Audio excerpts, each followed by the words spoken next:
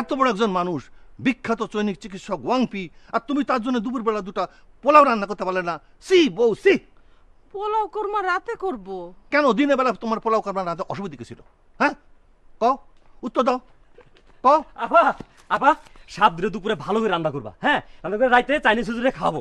এই আসেন আসেন, সামনে আসেন। এই দেখেন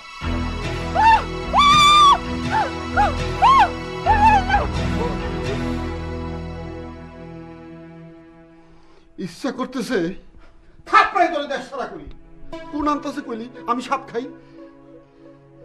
আপনি চাইনিজ সেই জন্য বলেছি। আমি চাইনিজ না, ফাজলামি করস। সাপ যাতে না খাইতে হয় সেই ব্যবস্থা কর কথা।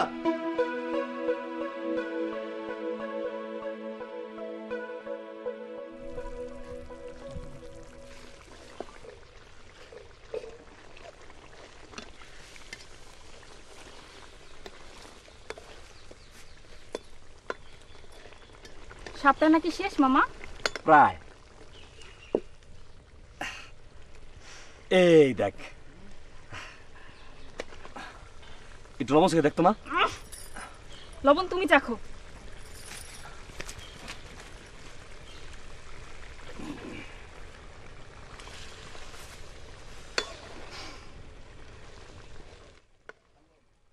সবুর চলে আসছে, খবর পেয়েছো? ওই গাছের সাথে বান্ধা আছে। হুজুর বলেছেন আজ রাত্রেই চিকিৎসা শুরু হবে। এদিকে আবার চেয়ারম্যান সাহেব খবর পাঠিয়েছেন তার কিছু পুরনো রোগ আছে। চারিদিকে রব উঠে গেছে, বুঝেছ? বুঝলাম। একটা চিন্তা আমার মাথায় ঘুরপাক খাইতেছে। আচ্ছা ধরো হুজুরের সাথে যদি আমাদের জ্যোতির বিবাহ দিয়ে ফেলি, কেমন হয়?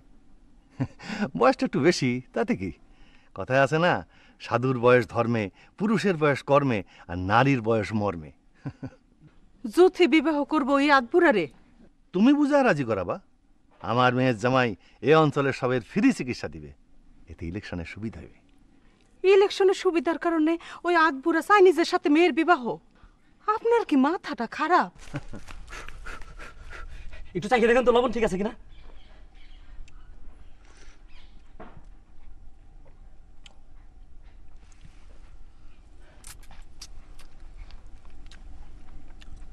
বাহ, লবণ হয়েছে, খাইতে তো খুবই ভালো। জিনিসটা কি? দুলাভাই সাপের মাংস আমি নিজে রান্না করছি।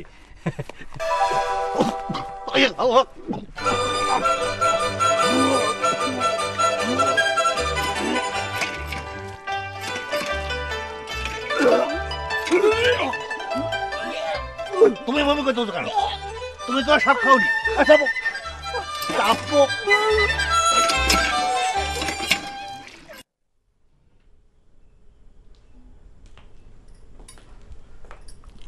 ওনার সঙ্গে আমার গোপন কিছু কথা আছে, ওনাকে একটু বলেন না বাইরে আসতে।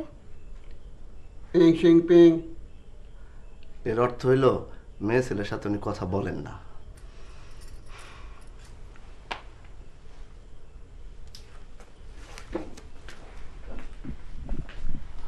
সুন্দর মেয়ে ছেলে দেখে ভুলে গেছে। আরে পড়বি তো বিপদে।